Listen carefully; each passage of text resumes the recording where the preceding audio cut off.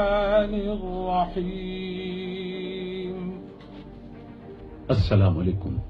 پاکستان ٹیلی vision service کی جانب سے طارق عزیز آپ سے مخاطب ہے۔ خواتین و حضرات، آج جمعرات ہے اور نومبر کی 26 تاریخ۔ آج کا یادگار دن پاکستان میں ٹیلی ویژن کے حوالے سے ایک تاریخ ساز دن ہے۔ آج وہ دن ہے جب اپنے اس لاہور میں، اس شہروں کے شہر میں، اس کالجوں کے شہر میں، اس باغوں کے شہر میں، اس پھولوں کے شہر میں پاکستان ٹیلی ویژن اپنی نشریات کا آغاز کر رہا ہے۔ ابھی کچھ دیر پہلے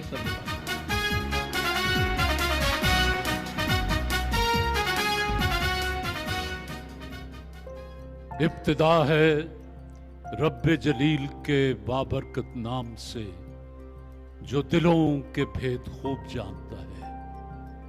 دیکھتی آنکھوں سنتے کانوں آپ کو ہنا سمیع اور طارق عزیز کا سلام پہنچے۔ آنے والے معزز محترم مہمانوں کو خوش آمدید۔ عزیزان من، دنیا میں فساد کی چیزیں زر، زن، زمین تین گنی گئی نا۔ زمین کے بارے میں خدا نے کہہ دیا الارض للہ، زمین خدا کی، لہذا جھگڑا ختم ہو گیا۔ پھر زن، سورہ نساء میں تمام حقوق دے دیے گئے جو آج تک خواتین کو نہیں ملے تھے پوری دنیا میں۔ اسلام وہ پہلا دین ہے جس نے آ کر اس گری ہوئی مخلوق کا ہاتھ تھاما اور اس کو سہارا دے کر ایک باعزت مقام عطا کیا۔ اور تیسری بات تھی یہ وراثتیں، یہ گدیاں، اس پر بھی خدا نے حصے کر کے دکھا دیے۔